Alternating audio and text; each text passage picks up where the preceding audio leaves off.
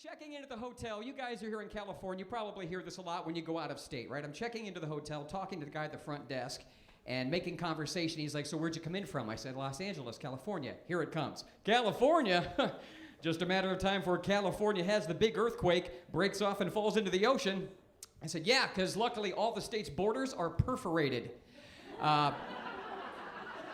It's not a coupon, all right? It doesn't just tear off exactly at Nevada, you know. People in Arizona are like, whoa, we almost fell into the ocean. I know. That was close. I was like, come on, man, learn something about geometry. In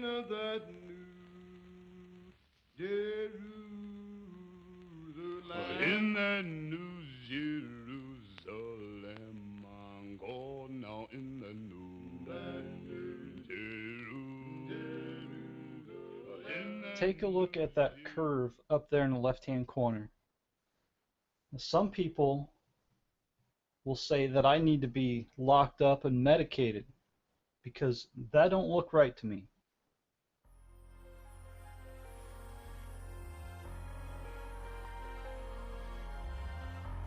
We know that it's huge.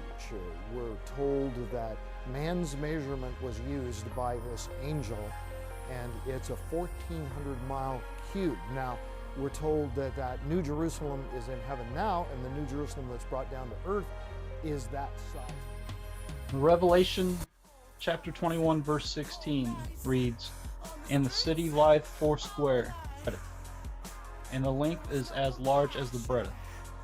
And he measured the city with the reed, 12,000 furlongs.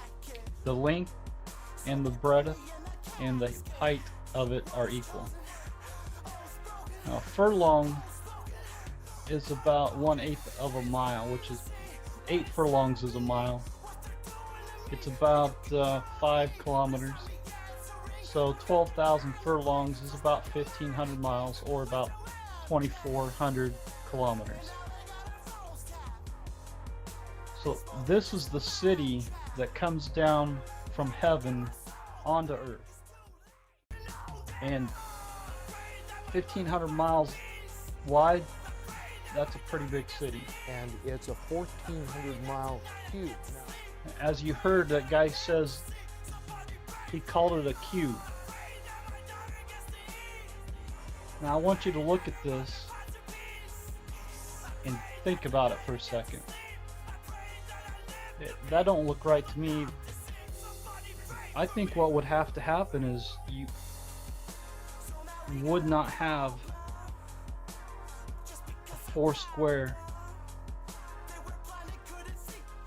city. I think if that were the case, if the Earth was a planet, then I don't think you have a square. Imagine if the city was 8,000 miles wide and you set it on the Earth that is 8,000 miles wide. Then you don't have a square. What you got is a circle. So that doesn't work. You change the shape, you don't have a square. Your square becomes a circle. You got a half square, half circle if it's got a foursquare, but it says, "And the city lieth foursquare." And the other point, I think it's got to be a pyramid. The word pinnacle is used twice in the Bible, Matthew 4 verse 5 and Luke 4 verse 9. And it's when the devil is testing Jesus.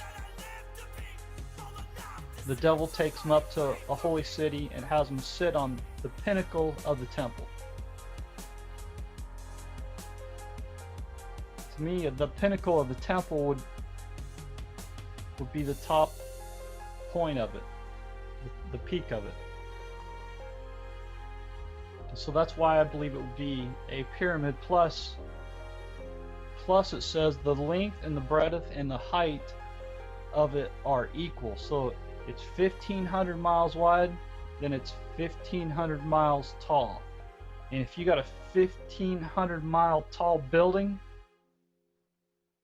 it would make more sense structurally to have that thing